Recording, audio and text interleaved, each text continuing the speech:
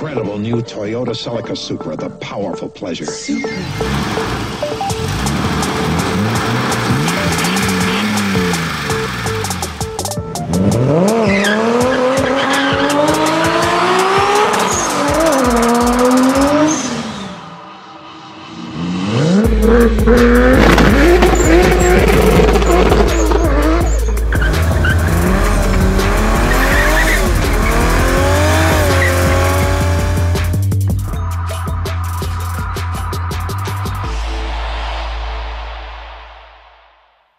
Hi guys, welcome to another vlog, Alex Peak Performance Reviews.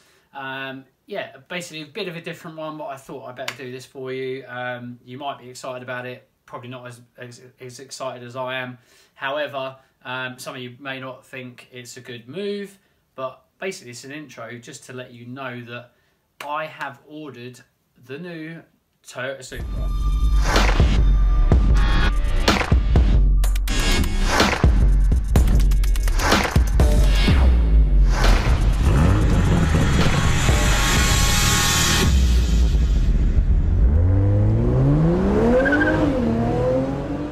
The reason why I'm bringing you this vlog is because I will need some help. Now, I want you guys to kind of help me spec it, and I want you to help me choose colours, give your opinions on everything.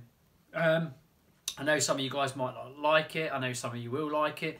Everyone will know from my other videos that I own a Mark IV Toyota Supra with just under 900 horsepower. So I'm not really worried about the high line figures in terms of 0 to 60s and output figures, because obviously, as most people will know, within reason, it's kind of a little bit disappointing in that sense of the word. However, the car's going to be epic, and for me, a car doesn't have to have huge high horsepower figures to be really fun. My Fiesta ST is a prime example of that.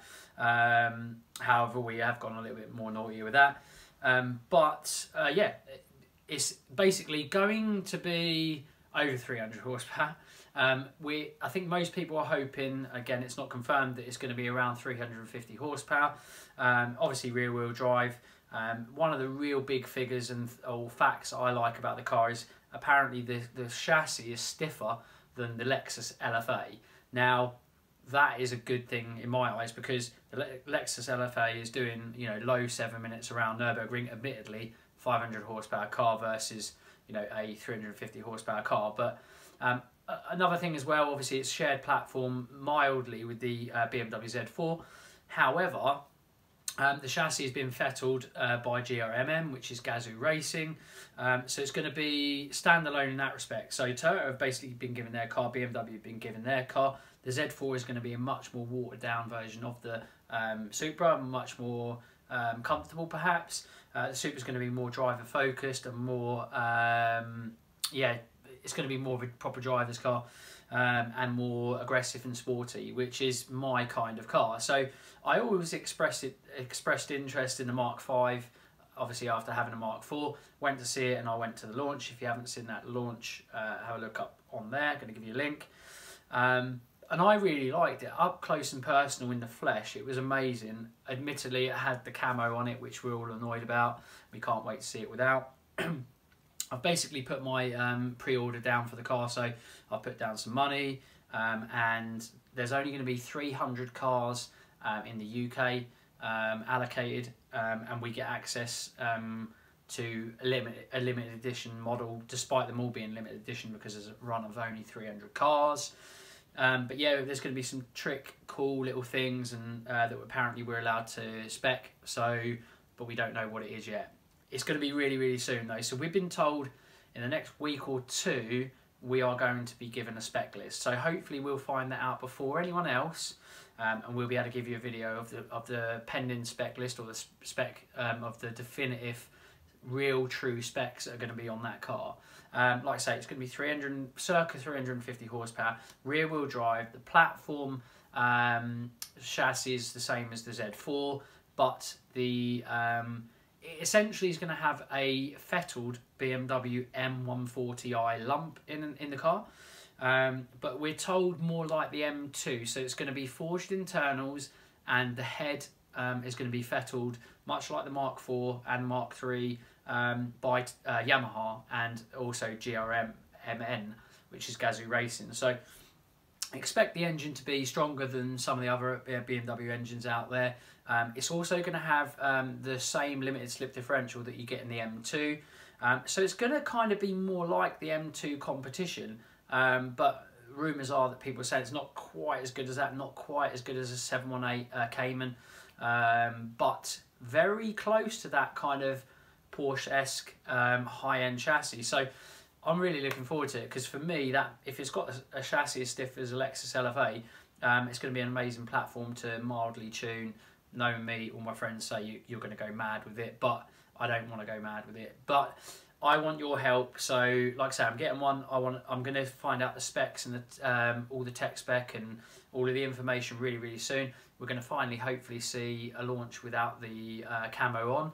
I suspect even if we don't get or see an official launch, we're going to be given the colours and maybe some brochures that will have the car, maybe with renders or maybe real cars without the camo with certain colours. So I'm intrigued to see what colours there's going to be. My brain says a nice gunmetal colour would be quite nice, or maybe black would be quite evil. I think red will look nice, FT1-esque would look really nice. So they're my kind of ideas: gunmetal, gunmetal grey, a black or red. They're my first three thoughts. So I don't know what your thoughts are, but we'll see what colours they give us. Hopefully they give us some really good colours. I can imagine a metallic blue would be quite nice in that as well, because I've seen a render of the FT1 in the blue as well, but I loved it in the red. And it is FT1-esque, so it's not completely like that. But yeah, that's really it, really, guys. It's going to be an awesome car. Like I say, chassis stiff as a Lexus LFA, rear-wheel drive, circa 350 horsepower, slippery chassis, nice drag coefficient, low aero drag, with a little bit of aero here and there. Fairly big brakes, Brembo brakes out the factory. It's going to be a sporty, curvier version of and a more wilder version of an M140i. And what's not to like about an M140i? So, and the car is going to be sleek and sexy. So, yeah, I'm really looking forward to it. Like I say, I pre-ordered one. We'll need your help. So keep an eye on the channel and what's going on. And yeah, help and spec it for me. And also, if you've got any comments, comment in the comment section, please, guys. Give me your thoughts on what you think. Tell me whether I'm mad or whatnot. But yeah, all the other cars are staying. Obviously, you've seen the Astra VXR is gone. My other cars are staying. The Mark IV Toyota Supra is not going anywhere. That's going to be coming back, a bit of a beast when it goes back, comes back from when it, has the last little bits done to it. But yeah, that's it. I just thought I'd share you a bit of quite exciting news for myself. But yeah, thanks for watching, guys. As always, like, share, comment, and subscribe, and we will see you again on the next one. Bye for now.